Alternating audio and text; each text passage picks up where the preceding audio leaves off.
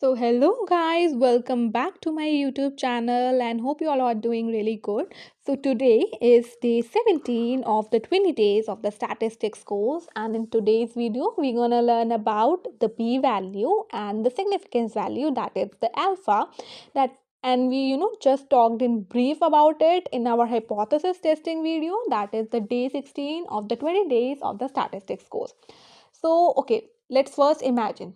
So imagine that you made a new machine learning model and you think it's better than the old one.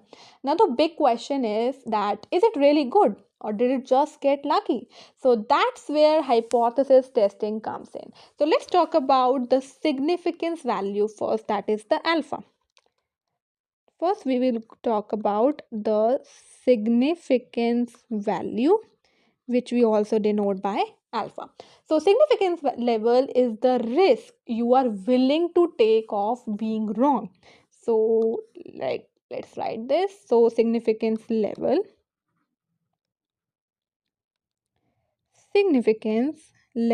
is nothing but it is the risk,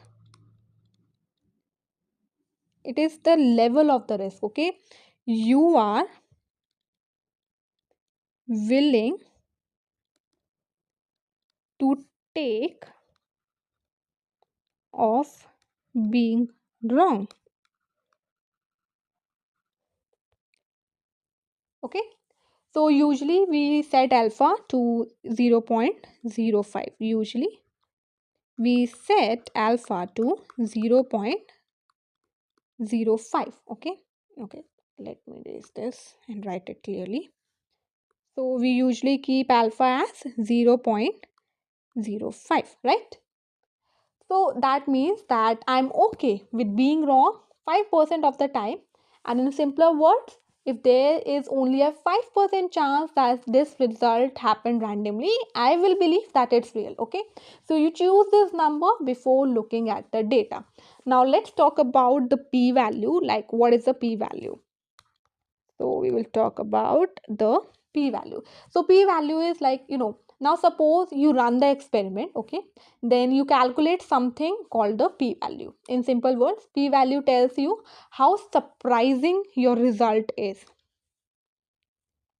This p value tells you how surprising your result is. How surprising your result is, okay. So it answers basically that if nothing special was happening, how likely is to see a result like this? So the small p value means it's very surprising, and the big p value means it's not that surprising. Okay, so let me tell you a simple real life example so that you can imagine. Okay, so imagine flipping a coin. So you believe it's fair, but you flip it 10 times and you get 9 hits. Now you think, wait, this seems weird, right? Like flipping a coin 10 times and you get 9 hits. Isn't it weird? So the p value measures that if the coin was actually fair, how likely is to get that 9 hits. And if that probability is very small, you start doubting the coin. So your final decision rule would be to compare. Okay, so you just compare the p value with the alpha, okay, which is usually 0.05. So if your p value is, it's less than alpha, that is 0.05, the result is surprising. Result is surprising, and you reject the null hypothesis. And what if your p value is greater than 0.05?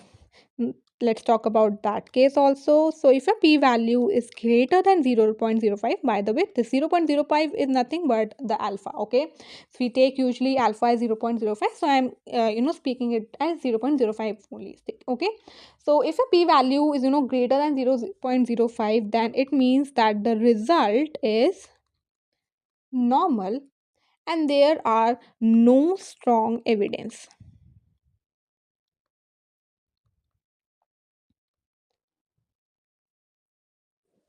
So very important is that the p value is not the probability that null hypothesis true. It is basically the probability of getting this result if the null hypothesis were true. So, significance level is basically the risk you are willing to take, and p value tells you how surprising your result is. So, if the surprise is smaller, then your risk limit is, you reject, okay, the null hypothesis, okay. So, this was all about this video for today. If you like the content of this video, just make sure that you like this video, subscribe my channel, and do not forget to hit my video so that I stay motivated. Meet you in the next video of the 20 days of statistics. Till then, bye bye.